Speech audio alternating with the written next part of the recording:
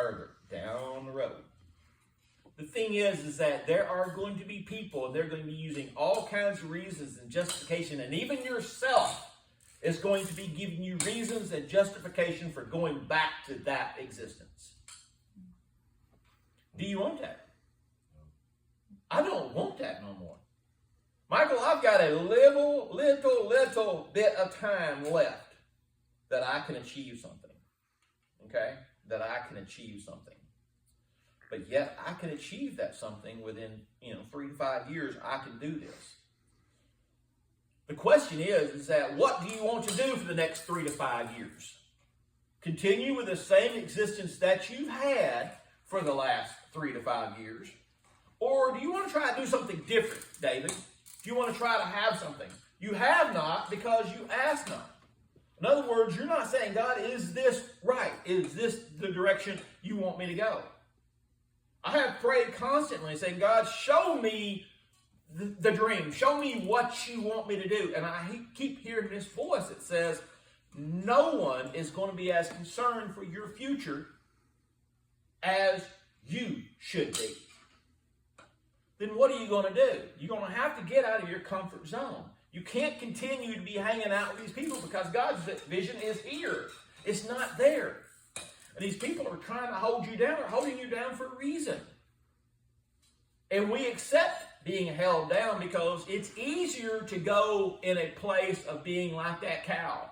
Well, I know that if I go there, I can see a cow coming out. Of course, he couldn't wear a leather jacket, could he? So that would be like, he'd have to have like a plastic jacket, look like a biker walking. I said, man, I'm born to be free, man. I got to break these chains.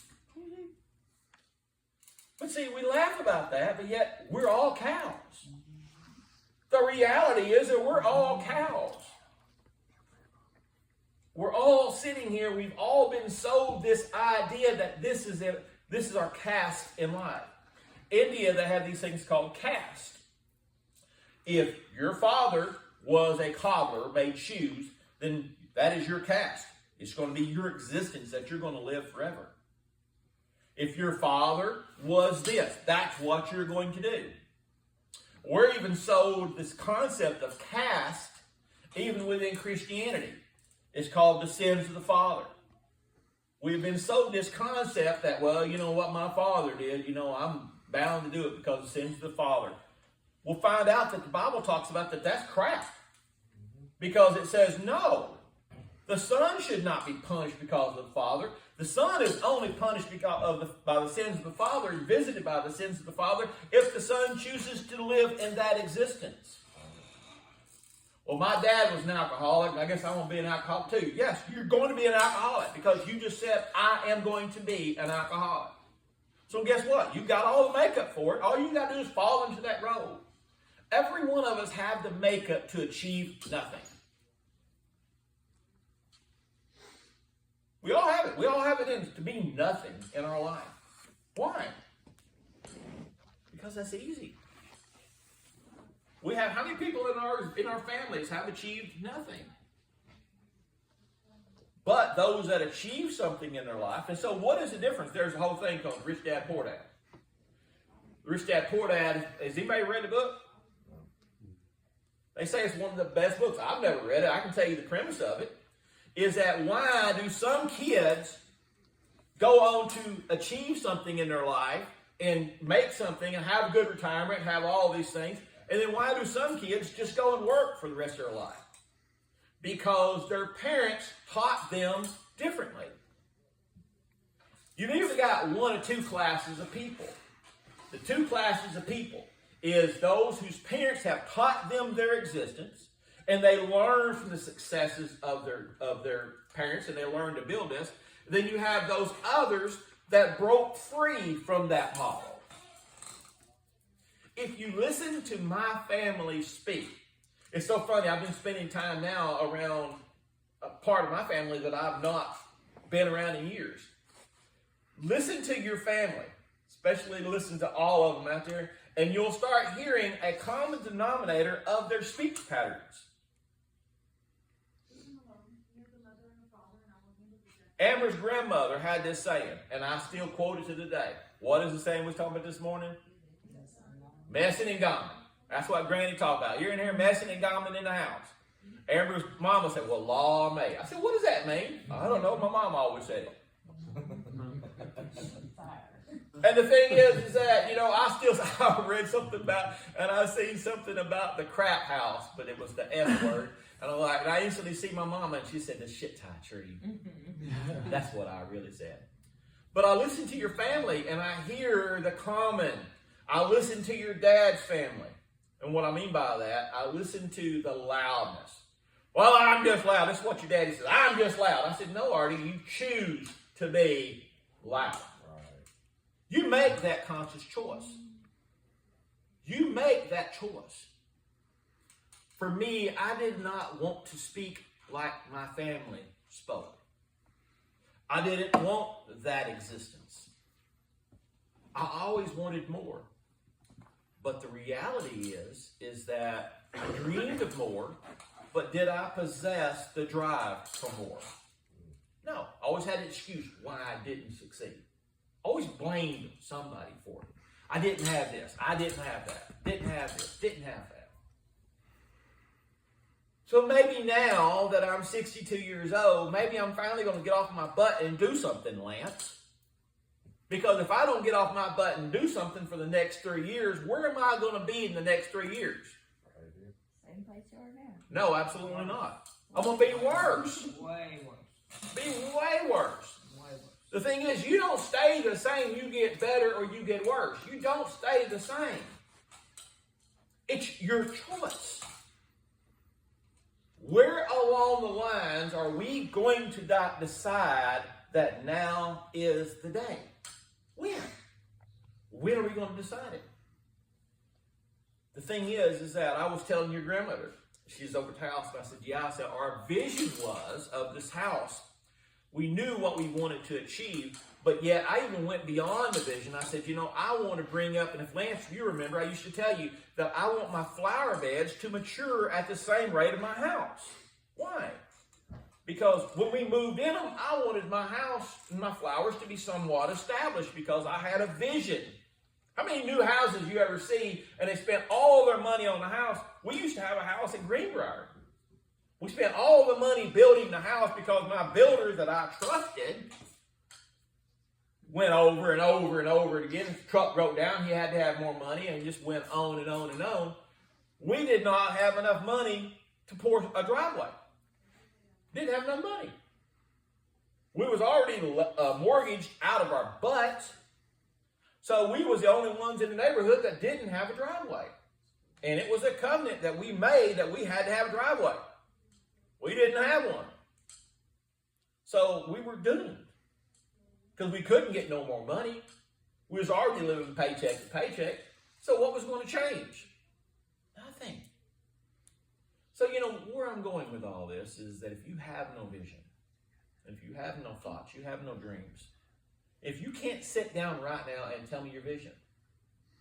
My first vision, like I said, is to be a better Christian, be a better godly man. My second vision is to be a better husband to my wife. What does that entail? The number one vision that I have in the back of my mind for my wife is this. I want to live longer than her. Why? Why do I want to live longer than my wife? So I can see her die? That's stupid.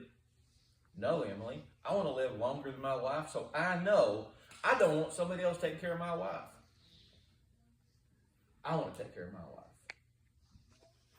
I want to know that if my wife wants something, she's got off into these potheads. Funny. But the thing is that if my wife wants a pothead, guess what? We're going to buy a pothead. I'm coming over. Right? But you understand my point. The thing is that if that's what she wants and that's her existence, I'm not going to give her when I die millions of dollars. It ain't gonna happen. I might give her $5 if I die before her. Not $5 million, but $5. But I tell you what I can do. I've already accepted that I'm not going to be able to give what I had hoped, what I had passed down. The thing is that it's just not going to happen. So then if I can't achieve that, I'm not going to sit back and think about all the things that I failed on. What I am going to do, I'm going to give her the best life that I can right now. I'm going to give her the best honor that I can give right now. So I'm going to place her first. And I'm going to say, hey, what do you want? She says, okay, this is what I want. I'm just balloon right here. Okay, then guess what? The balloon is going to go right there if that's what you want. She wants flowers. She wants these things. Guess what? I'm going to try my best to give my wife the best life that I can. So that means that I've got to put in my mind, David, that I'm going to exist beyond my wife. Sacrifice. But it also means I have got to take care of myself. Because if I'm still out here doing stupid things, not taking care of my health and stuff like that, what's the odds of me taking care of my wife if I don't start taking care of myself? See, I take care of myself to take care of my wife. I don't take care of myself to make me look like Lance. Ain't going to happen. I'm not going to have it. I don't have the time to devote to the Adonis body of Lance. I would love to look like Lance and be able to wear extra small shirts. It's a choice. But I would love to be in good shape. But the question is am I doing it because I want this, or is this helping me get closer to my wife? The thing is that I need to be exercising. I need to do these things, but my goal is not for people to look at me and say, oh man, you look just like Lance. You're a stud. Or the thing is, if I'm healthy enough and my wife says, hey, I want this up the tree, I can go get a ladder, climb up the ladder and do it. I can be in still good enough shape. I have a vision. So when we're talking about the Lord's Supper, what is your vision for it? What is it going to be doing to you? Why are you taking the Lord's Supper? If you have no vision, no value associated with the Lord's Supper, then why the crap are you doing it in the first place? Well, we're celebrating Passover. Well, that leads us in the second part. Why are you celebrating Passover? Well, we're doing this thing. Okay, then what day are you celebrating Passover on? Erica, apparently the Passover was not every day of the week. Some churches take the Lord's Supper every day of the week. But did you know that the Lord's Supper and the Passover were not and are not the same thing? Did you know they didn't even happen on the same day? What? Passover was celebrated on the 15th. No, I'm getting backwards. I think the Passover was the 15th. We're getting ready to go to that. That's the thing we're going to talk about. So if we're going to do these things and we're have the vision, if we're going to have the vision for the Passover, if we're going to look at doing this thing, if we're going to take the Lord's Supper, then we're going to ask ourselves, what are we taking? Don't you think that we should ask that question? Because the Eucharist, the Lord's Supper, and the Passover are three entirely different entities. Didn't know that. Like I said, I think the Passover was celebrated on the 15th. The Lord's Supper was celebrated on the 14th. Think about this thing. It coincides with the date of what was getting ready to happen. The Lord's Supper happened when it was on the Thursday, because it was the night before that they crucified him. They crucified him on what day? On Friday.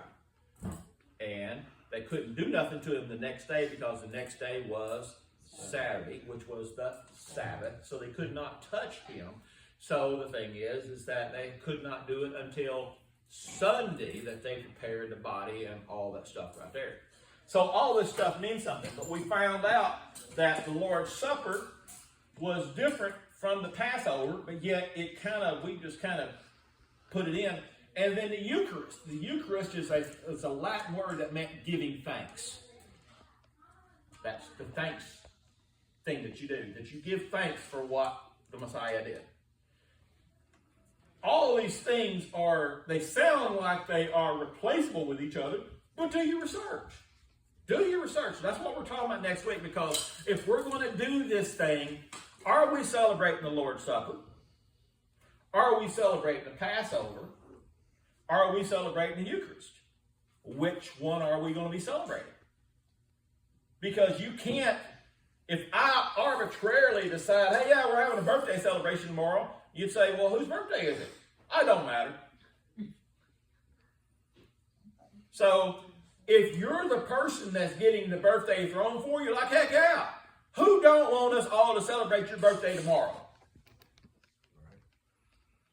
But yet, all of a sudden, David, if you come to find out, if somebody says, well, I'll tell you what, we're going to celebrate Zeke's birthday tomorrow. Well, is it his birthday? No. Why the crap I got to go buy him something then? Matter of fact, you got to miss a day's work. What? Sorry, Zeke, you're on your own. Now we're going to have a price limit on your birthday presents, because it's that important that we all celebrate your birthday, even though it's not your birthday. It don't make no sense, does it? Especially if it concerns you're making a sacrifice. So if we're going to go through this existence, that we're going to take this day that isn't that day